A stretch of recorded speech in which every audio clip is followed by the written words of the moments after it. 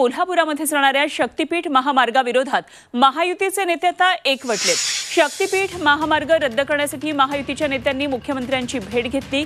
तसंच शक्तीपीठाला विरोध करण्यासाठी 18 जूनला जिल्हाधिकारी कार्यालयावर महामोर्चा काढण्याचाही इशारा दिलाय। हा महामार्ग शेतकऱ्यांच्या हिताचा नसून यामुळे लोकसभा निवडणुकीला शक्तीपीठ महामार्गाचा जबर फटका महायुतीला बसलेला आहे। याआधीच विरोधकांनी महामार्ग रद्द करण्यासाठी आंदोलन केलेलं होतं। आता निवडणुकीमध्ये फटका बसल्यानंतर युतीचे नेतेही महामार्ग रद्द करण्याची मागणी करतात। यावेळी वैद्यकीय शिक्षण मंत्री हसन मुश्रीफ यांनी तर शक्तीपीठ महामार्ग रद्द करण्यासाठी व्यापक जन आंदोलन उभारावं लागेल असा इशारा दिलाय। शक्तीपीठ महामार्ग रद्दच झाला पाहिजे, कारण जवळजवळ 12 लोकसभेच्या जागा यामध्ये पराभूत झालेल्या आहेत। त्यातली कोल्हापूरमध्ये त्याचा एक परिणाम झालेला आहे, कारण याची काही त्या रस्त्याची आवश्यकता नाही। आता ज्यावेळेला कारण 2 दिवस मुख्यमंत्री एकनाथ शिंदे साहेब आणि दोन्ही उपमुख्यमंत्री फडणवीस साहेबांनी थोडी नाराजी व्यक्त करून त्यांनी राजीनामा देण्याची तयारी दर्शवली।